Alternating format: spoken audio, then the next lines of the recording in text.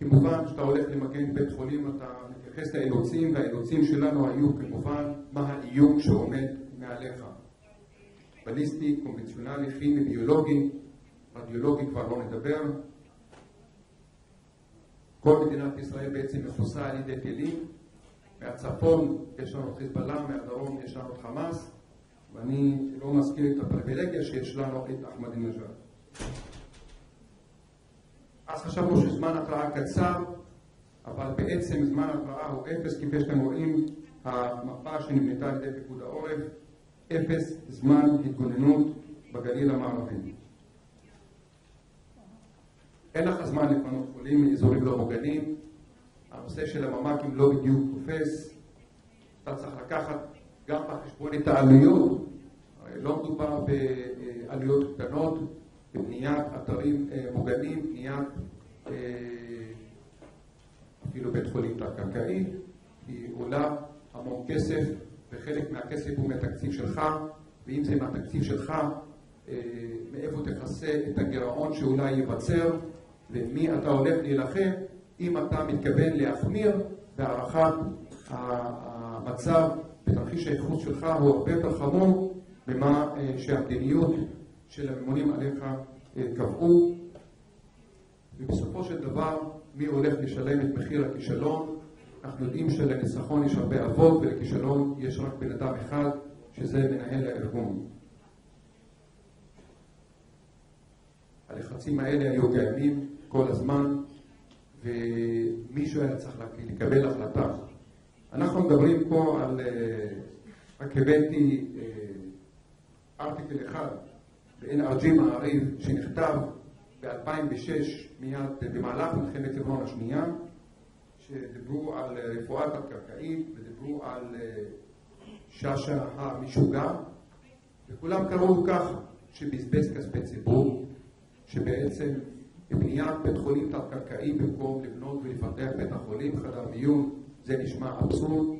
לא ייתכן שניתן לתת לבן אדם אחד כזה לעשות את מה שבעצם לא צריך לעשות. אבל הוא הצליח לשכנע את הממונים מעליו שיש מקום לבנות ויש צורך לבנות. אנחנו נמצאים כאן, רואים את הגלים הצהובים של חיזבאללה, אנחנו רואים את הגבול, אנחנו לא צריכים לקרוא בעיתון מה בדיוק קורה כאן, אנחנו חיים את המקום הזה ביום יום, ובית החולים הזה הולך לספוג ולספוג בגדול, ואם אני לא מכין אותו לטובת העובדים שלי ולטובת המטופלים והפצועים, אם יגיעו וכאשר יגיעו, אני לא יכול לשרת את הארגון הזה נאמנה. בסופו של דבר הוא הצליח, היה משוגע לדבר, כך אני אומר, וזה הקונספט המיגון בעצם.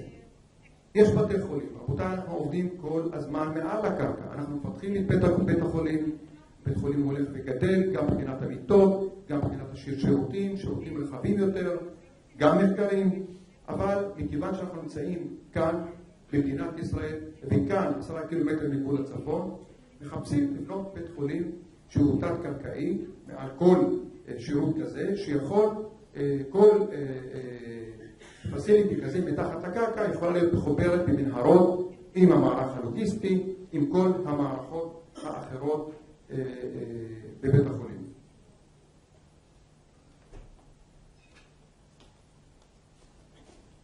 חלק מהדברים כבר אמרתי, אנחנו צריכים לדאוג לתנאי אשפוז בעבודה בתנאים מוגנים. זה חובתו של מנהל בית החולים, חובתה של הנהלה, חובתנו כאן להעביר את המסר למעלה ולאפשר את העבודה המוגנת גם לעובדים שלנו וגם למטופלים. אמבולנס מוגן ירי נמצא בתוך בית החולים עם שינוע מוגן, צבירת כוח אדם עם תנאי הסעה מוגנים לא פשוט, וגם לאפשר אבל בכל זאת לעובדים שלנו שיגיעו עם הילדים שלהם מוגנים. זה בעצם הביא את ההיענות הגדולה במלחמת לבנון השנייה. 99.8% מהעובדים הגיעו לעבודה מהדקה הראשונה בגלל שאפשרנו להם לבוא לכאן יחד עם הילדים שלהם מוגנים, וכמובן הנוהלים שתפעלנו ולמדנו ולימדנו את הצוות לעבוד תחת אש. נבנה בית חולים תת-קרקעי, שיכול להכיל כ-400 מיטות, מתוכם כ-200 מיטות גם מוגנים, גם לכימי ובקטריולוגי. דיאליזה נבנתה גם מתחת הקרקע המוגנת. אנחנו רואים כאן את הפילטרים, למי שמכיר זה אד גודמן, אם אתה מכיר פרופסור קול מטקסס. אלה הפילטרים למלחמה בקטריולוגית וכימית. חדרי ניתוח כמובן מוגנים. הם יכולים להמשיך לתפקד בכל אירוע קונבנציונלי ולא קונבנציונלי. אנחנו יכולים לראות שהמנהרות יכולות להעביר מכוניות גם בתוכם, ויכולים להעביר גם חולים מהמנחת. אני חושב שלמי שישאר ויכול לבקר ולראות מה נעשה כאן מתחת הקרקע. ואז הגיעה אלינו מלחמת לבנון השנייה, שקצת מוקדם ממה שחשבנו, אבל בכל זאת הגיעה לבית החולים היחידי במדינת ישראל שהיה מוכן למלחמה כזאת, זה בית החולים לגליל המערבי, בזכות מנהיגות.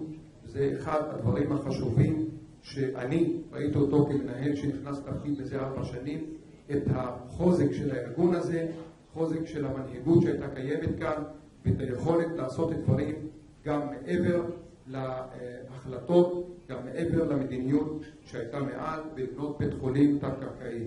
מלחמת לבנון השנייה הגיעה עם ההרס הרב, עם החרדה הרבה, אבל הבית חולים ידע שהוא מתווך. ראינו את הקטיושות מסביב לבית חולים, ואף נפגע פגיעה ישירה במחלקת עיניים, קומה רביעית, הרס טוטלי. אבל זה לא היה עניין של מזל, אף אחד לא נפגע כי היה מתוכנן, וכולם כבר היו החולים בקומות העליונות ובאגף הצפוני מתחת הקרקע, טופלו בביטחון מלא.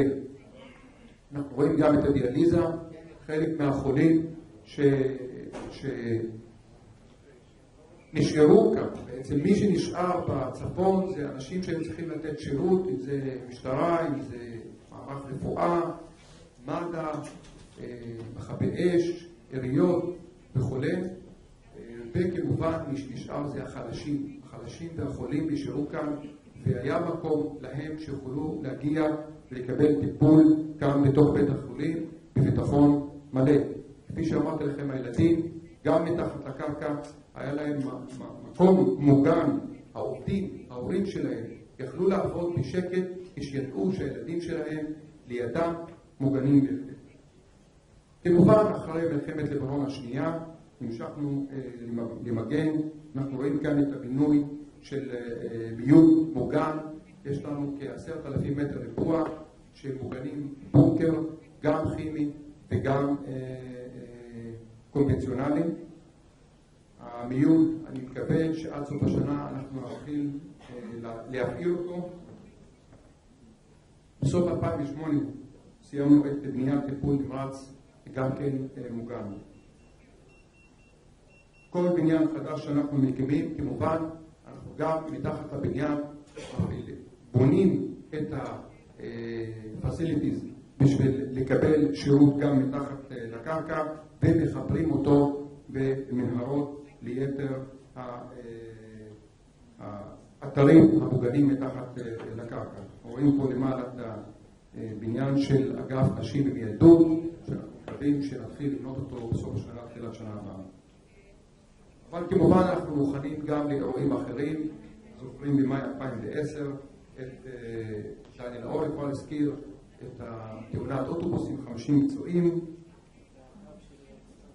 איום מעשי טבע, אנחנו שמחים שכאלה אנחנו לא רואים כל כך, גם לא כאלה אנחנו מתכוננים, נקווה שלא, אבל אנחנו יודעים שבאיזשהו שלב זה יגיע.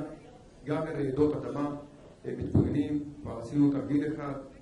וכמובן איום מעשה ידי אדם שאנחנו ראינו במגדל התאומים שנפלו, וליבנו נפל איתם, ונפלו כל התיאוריות של המיגון. ובנורווגיה לא חייב להיות מחיזבאללה אחד משוגע שגדל בחווה שהוא מגדל שם ירקות, עשה מה שעשה, לא מזמן. הכל טוב ויפה, אבל זה רק אומר דבר אחד. אנחנו חייבים להתרגל כל הזמן.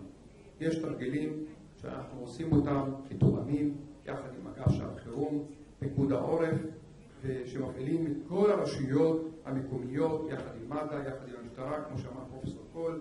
הדבר החשוב פה במדינת ישראל שלמדנו המון, שצריך לתקשר אחד עם השני, ויש מי שירכז את העסק, ואנחנו עושים את זה מאוד יפה, אבל צריך לתרגל. והטיפולים האלה הגדולים הם לא בתדירות של כמה חודשים, הם בתדירות של שנה, שנתיים ושלוש, אבל בתוך בית החולים אנחנו עושים תרגולים קטנים כאלה ואחרים, כמעט בין פעם לפעמיים בשנה, כדי לתרגל את עצמנו בנהלים שאנחנו כותבים. הארגון הזה מתחלף, הרבה עובדים יוצאים, נכנסים חדשים, ומה שאמר דניאל האור, אני חוזר, זה לא רק לבנות ולכתוב את הנוהל, אלא בהחלט גם להטמיע אותו. ולהטמיע אותו זו העבודה הכי קשה שאנחנו מכירים. כשאתה כותב אותו זה יפה וזה נקלט, אחר כך אתה צריך להטמיע אותו ולוודא שהעובדים החדשים שנכנסים, וגם כאלה שהם לא חדשים אלא עוברים מתפקיד לתפקיד, גם שיכירו את העבודה שלהם בעיתות שלום בהחלט, אבל בעיתות חירום לא פחות. אני אסיים במה שנכתב ב-98 על ידי דניאל האור ושאול שאשא. אמנם בית החולים שלנו הוא עדיין היחידי המצוי בקו עימות ומוצא עצמו פועל לא אחת תחת אש או איומי ירי, אך נראה שבעתיד ימצאו עצמם בתי חולים נוספים מתפקידים בתנאים דומים, אם בשל ירי של טילים ואם בשל הפצצות של העורף. טוב נעשה אם ניתן את דעתנו לבניית מודלים שיאפשרו תפקוד מלא של המערכת גם בתנאים אלה. אני רק מזכיר מה שכתוב פה ב-98. זה לא הנבואה שהגשימה את עצמה, זה אנשים שעובדים במערכת, אנשים שמכירים את המערכת, אנשים שחיים אותה קרוב לגבול הצפון והדרום, אנשים שראו את אשקלון תחת אש, אנשים שראו את כל מדינת ישראל תחת אש, ואמרו בואו נחשוב איך אנחנו מפתחים.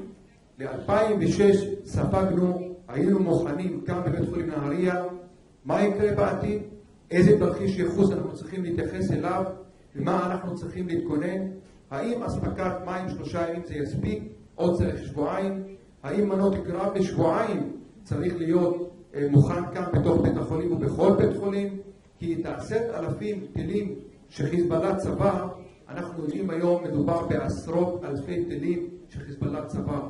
את 1,000 טילים שהטיל על מדינת ישראל בצפון הארץ, 4,500 טילים ב-30 יום, האם אנחנו מדברים על אותם 4,500 או מדברים על 1,000 טילים בחודש ואולי יותר? אולי מאגרים בסוריה כבר עברו למאגרים בלבנון.